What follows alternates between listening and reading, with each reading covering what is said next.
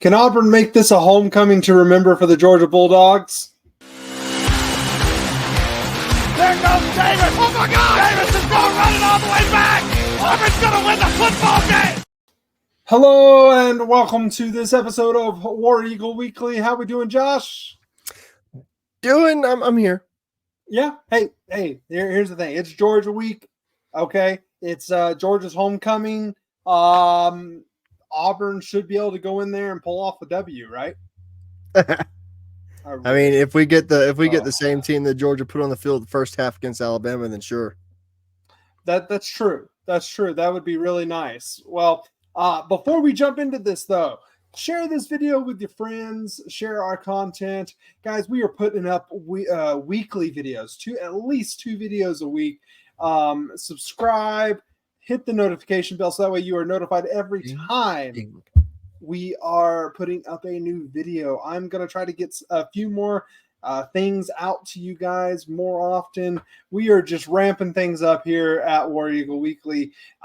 We are also available where you can get podcasts. We are on Spotify, Apple Podcasts. We're on iHeartRadio. Just search for War Eagle Weekly, and you guys will get all the content there and be able to listen to us as you are driving and be able to yell at us from there if you disagree with our statements. But leave some comments. We want some engagement from you guys. We want to hear what you guys are talking about, what you think, and we want to engage with everybody. We love all the banter. It's been fantastic up to this point. Well, Josh, let's go ahead and let's dive into the Georgia game. I want to have optimistic. I'm going to start this video like I did the last one against Oklahoma. I'm going to try to be positive here, and I don't think that's going to happen, though. I think I'm definitely going to be more positive in the previous video than I am in this one. But what do you think our chances are, Josh? I mean, I would give us a 25% to 30% chance of scoring some points. Yeah. I don't know if we're going to win, but I mean, I'm hoping we can give them a run for their money. Yeah. And the thing is, it just kind of depends. This coaching staff in tough games, they appear to do a great job with the scheme. They do a good job with the game plan. And, Auburn seems to play better and more up to their competition than they do against lesser teams. So maybe that's a positive for this game. I don't know. We'll have to see. But, I mean, Georgia is 3-1, and that team had a lot of fight in them in the Alabama game. They did not give up. Not very many teams can be down 28 points in the first quarter and bounce back from that and make it a game. I mean, they made it a game. It's true. Carson Beck he's changed my mind on how good I thought he was, because his composure is absolutely elite. He has gotten 28 points and brought his team back to, winning the game until they weren't, whenever, the freak himself, Ryan Williams, decided to go out there and treat Georgia's defense like a ballet class. My goodness. Yeah. But I have faith in our defense. And the thing is this is possibly one of the weakest Georgia teams we've seen in the last couple of years. Of their three, previous years, I think there's less talent on this one than there was on the others, or talent not living up to its potential. You and I started the season, did not think that Carson Beck was worth his salt. We did not have very high opinions of him. He was a quarterback that put the ball in his playmakers. Game 1 against Clemson, I said the same thing. They were just dumping it off to, quick screens and everything like that, and letting their playmakers make plays for him. And, I mean, he puts the ball where he needs to, but I did not think he was a quarterback that could go out there and win you a game. And he, against Alabama, at least, he kind of proved me a little wrong on that. And I have a higher opinion of him now than I did before that game, to be perfectly honest. Yes, absolutely. So absolutely. He did throw 3 interceptions, but at the same time, he had 440 passing yards. Yeah. They had to throw the ball. And so it makes sense that you're going to have mistakes. And And there's still a lot of talent there on Alabama's defense. I don't think that defense is going to live up to the way they have in the past under DeBoer. I think it's only a matter of time before they start losing defensive players or not being able to bring in the level of defensive players that they were. But for now, I mean, he looked pretty good. But Georgia's defense looks very beatable. I know Alabama has a lot of playmakers on their offensive side. I personally thought very highly of Jalen Milroe.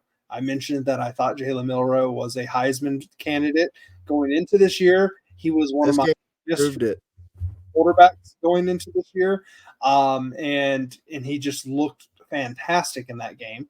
And he had almost 500 yards to himself in that game. He was 9 yards away from having 500 total yards in that game. Yeah.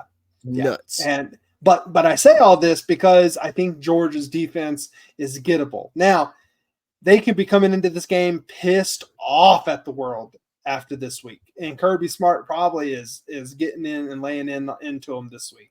So it could get ugly. It kind of just depends on how they're going to respond. If they respond like they did in the Alabama game, we're going to have a hell of a time beating this team. You know what Auburn's coaching staff needs to do right now? They need to go back to last year and see what New Mexico State did against Auburn. And then they need to go back to see what Kentucky was able to do against Georgia this season.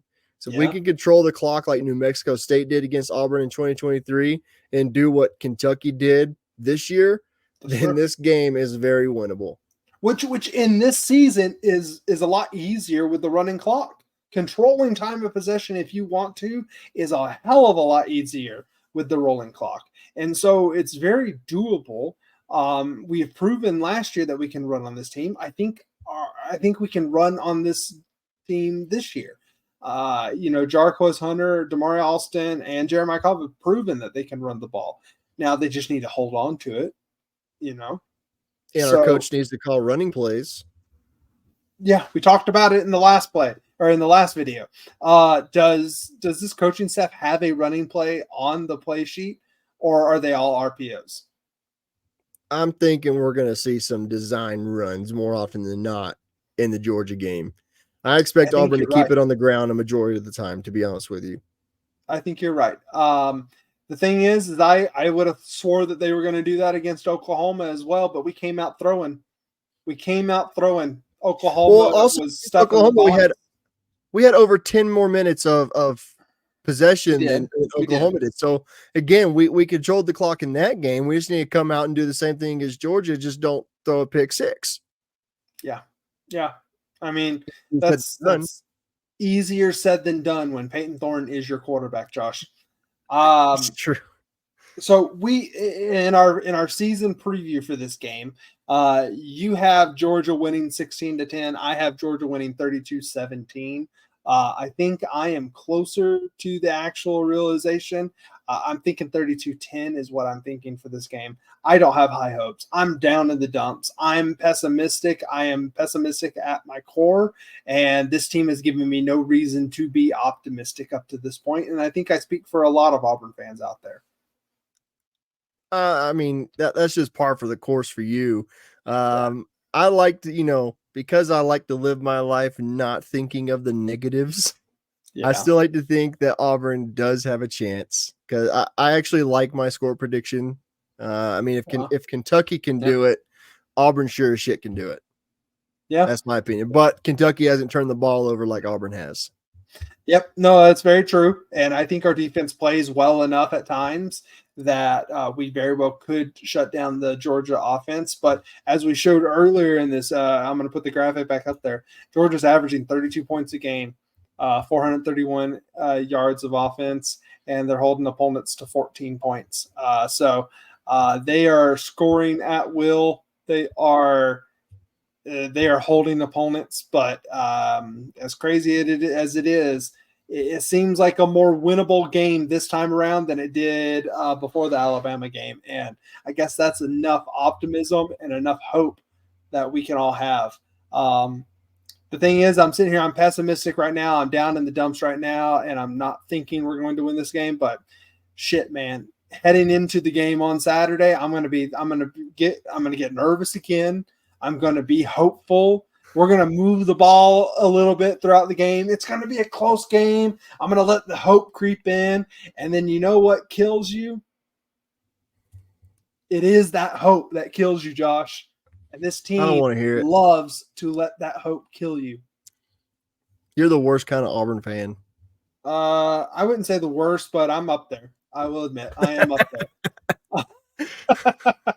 But hey, I am Auburn through and through, and I want them to prove me wrong, guys. Go out there, show this video. If this fires up the team and they go out there and give the best performance that any of those players have ever played, if I'm the reason for that, I will take that bullet, Josh. I will take that bullet, and I will let that be who I am for the rest of my life. But I don't think it's going to. Auburn loses 32-10 in my book. Hopefully I'm wrong.